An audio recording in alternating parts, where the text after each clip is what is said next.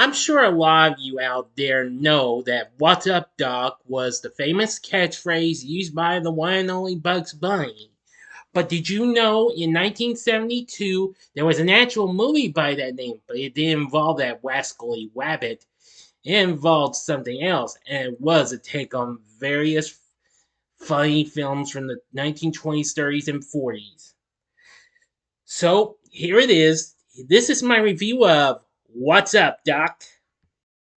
Black Days, Entertainment Rankings and Reviews.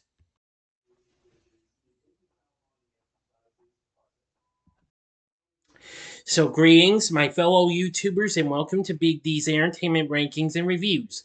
My name is Joel, better known to as the Big D, and this time around I bring to you a review of the 1972 screwball comedy "What's Up, Doc?" released by Warner Brothers, directed by Pierre Bogdanovich, starring Barbara Streisand, Ryan O'Neal, Kenneth Mars, Austin Pendleton, Sorrell Booke, Michael Murphy, along with a host of others, and Madeline Kahn in her debut film role.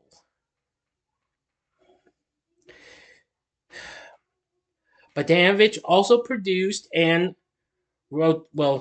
did the story for this, with its screenplay done by Buck Henry, David Newman, and Robert Banton. The film was released on March 9th, 1972 in New York, and eventually became a big success. Anyway,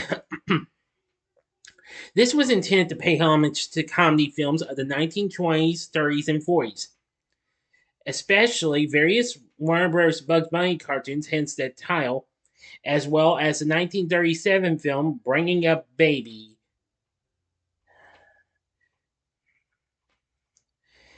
Well, I've seen this film 3 times now, and I decided it's time to do my review now. Dr. Howard Bannister, a musicologist from the Iowa Conservatory of Music in Ames, Iowa, has traveled to San Francisco to compete for a research grant offered by Frederick Larrabee. Howard is accompanied by his tightly wound, overbearing fiancee Eunice Burns. As the two check into the Hotel Bristol, Howard runs into the charming trouble magnet Judy Maxwell in the hotel's drugstore. She never finished college, but nevertheless has amassed a considerable amount of knowledge from all of the academic institutions from which she was expelled.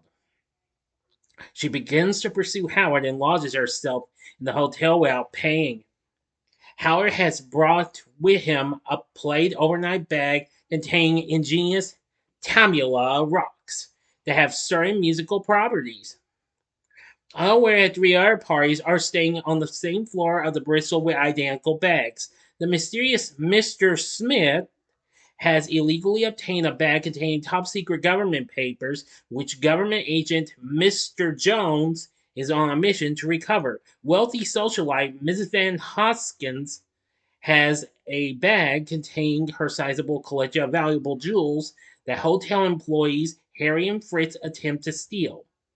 Judy's bag is filled with her clothing and a large dictionary. Over the course of the evening, the 4 parties unwittingly take one another's bags. Judy, masquerading as Eunice at the musicologist's banquet, uses her humor, wit, and academic knowledge to charm everyone except Howard's Croatian competitor, Hugh Simon. Unable to overcome Judy's pretense and realizing Larrabee's infatuation with her might win him the grant, Howard denies knowing the real Eunice when she hysterically tries to enter the banquet. Judy later intrudes into Howard's hotel room. His struggle to hide a presence from Eunice while the thieves attempt to recover the jewels lead to a fire and the destruction of the room. Ultimately, Howard ends up with the jewels, Judy with the documents, Mr. Smith with Judy's clothes, and the thieves with the rocks. The following day, everyone makes their way to a reception in Larrabee's upscale Victorian home, where a fight breaks out involving guns, furnishings, and thrown pies. Howard and Judy take all 4 bags and flee through San Francisco, first on a delivery bike, then in a decorated Volkswagen Beetle stolen from a wedding party pursued by Mr. Smith, Mr. Jones, and the jewel thieves, while also taking Eunice, Larrabee, and Simon hostage.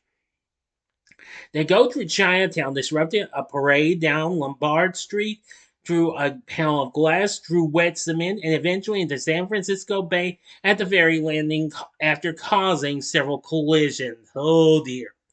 Now I'm going to go to the final act in the ending. As always, you know the procedure. You have 5 seconds to stop this video, go to the description box below, and fast forward to the time below. If you've seen this movie already, please continue once the 5 seconds are over with.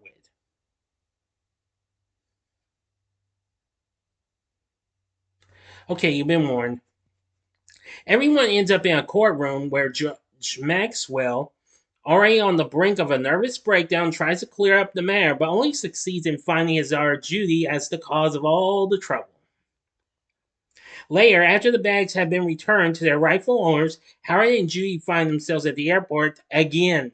Mr. Smith is pursuing Mr. Jones, who is now back in possession of the government papers. While the thieves plan their escape from the country, Mrs. Van Hoskins pays for the considerable damage and splits the remaining $50 of the reward she had offered among those who helped retrieve her jewels. Eunice appears with Larrabee and Simon, who won the grant. However, he is exposed by Judy as a plagiarist, thus getting Howard the grant after all.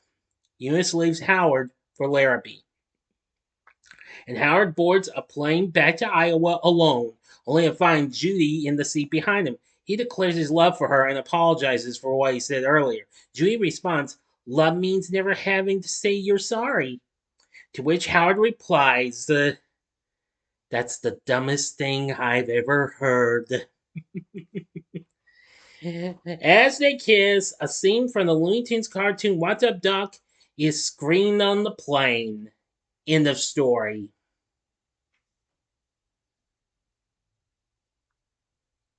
So, what did I think of What's Up, Doc? I loved this movie. After I watched it for the first time last year, and it was on Tubi, I watched it on there 2 more times. Well, just late last year and just more recently now. I guess I managed to watch this just in time to do my review for this. I gotta say, this is one crazy film. I saw the movie poster for this, or, well, look from one of the posters arts, in a copy of, well, when I was a kid, in a copy of Disney Adventures magazine. But I gotta tell you, for years I've been wanting to find this film and check it out, and I never did. Until last year, I found it on Tubi, and I streamed it, and I was impressed with it. I fell in love with this film, with its humor and what have you. It was crazy. Upon its release, it made $66 million at the box office on its $4 million budget, and became the third highest grossing film of the year, just right behind The Godfather and The Poseidon Adventure.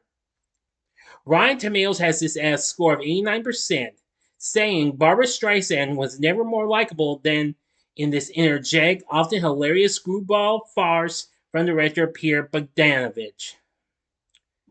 John Simon, in his review for the film, who happens to be a notoriously caustic critic, upon whom, according to director Bogdanovich, the character of Hugh Simon was based, said that Streisand looked like a cross between an aardvark and an albino rat surmounted by a platinum-colored horsebun, and called the film a heavy-handed attempt at nostalgia. Incredible. The film was re-released the following year in 1973 and earned an additional $3 million in theatrical rentals, and in 1975 earning an additional $6 million. The film won the Writers Guild of America Best Comedy written directly for the screen in 1973. Madeline Kahn got nominated for a Golden Globe for New Star of the Year actress. The film is recognized by the AFI, the American Film Institute, in these lists. In 2000, number 61 at AFI's 100 Years, 100 Laughs. And then 2 years later, it ranked at number 68 for AFI's 100 Years, 100 Passions.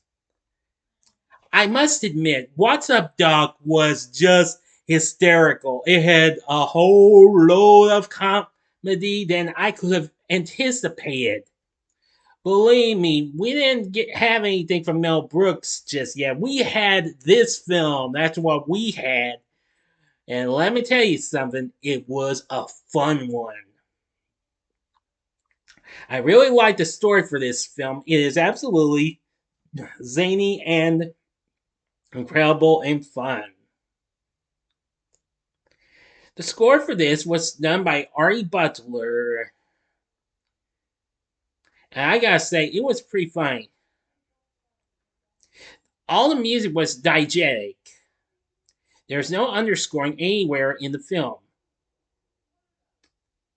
as with just like Bringing Up Baby was. I've never seen that film though. I know that was a film that had Katharine Hepburn and Cary Grant. Although the film's not a musical, it contains some singing and other musical moments. The song you hear at the beginning of the film in the opening credits is You're the Top, which was from the musical Anything Goes, and Streisand sung it as a solo and then as a duet during the end credits with O'Neill. And I gotta say, it was funny.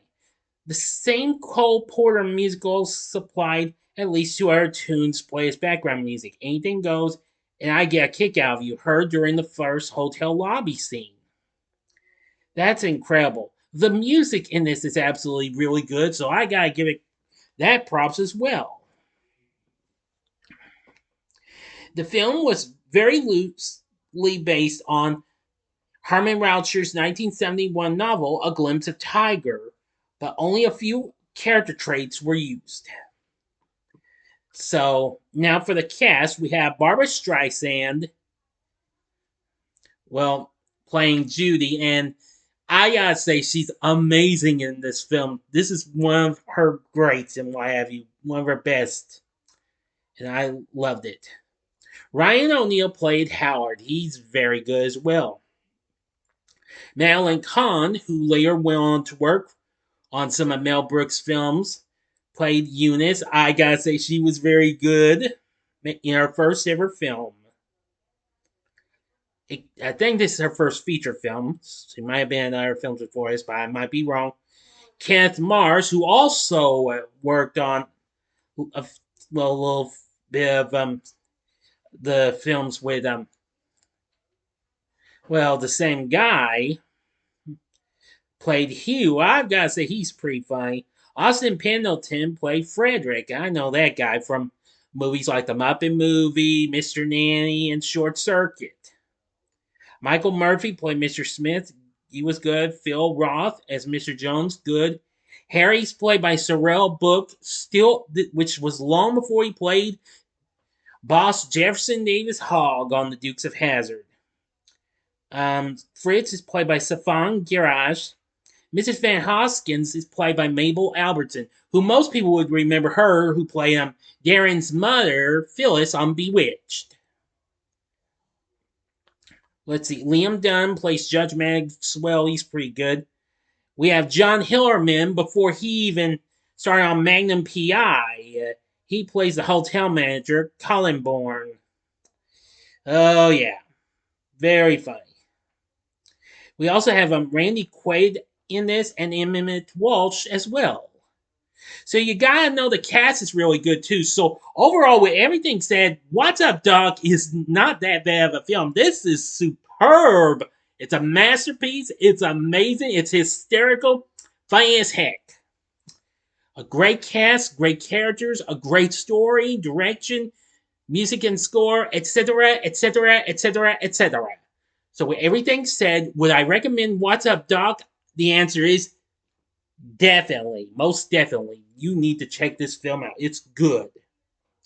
So what did you think of What's Up, Doc? Let me know in the comments section below. If you like this video, click the like button, subscribe, and be a part of the Big D Nation.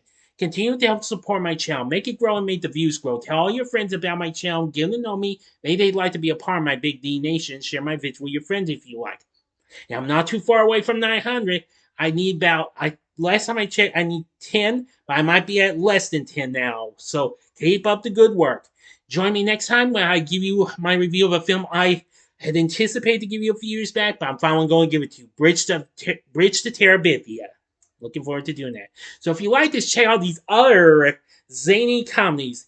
Here's a couple with my favorite comedy troupe, The Three Stooges. In the upper left-hand corner is my review of Have Rocket Will Travel from 1959. The upper right-hand corner is my review of The Three Stooges Go Around the World in a Daze from 1963 or I think it was 64. Or if you'd like to see a later Barbara Streisand film, check out my review of Meet the Fockers in the bottom left-hand corner. And the bottom right-hand corner is the button you can click to subscribe. If you like rankings and reviews on movies, TV, music, video games, etc., then I'm your guy. Thanks for watching. Until next time, I'm the Big D saying, see ya.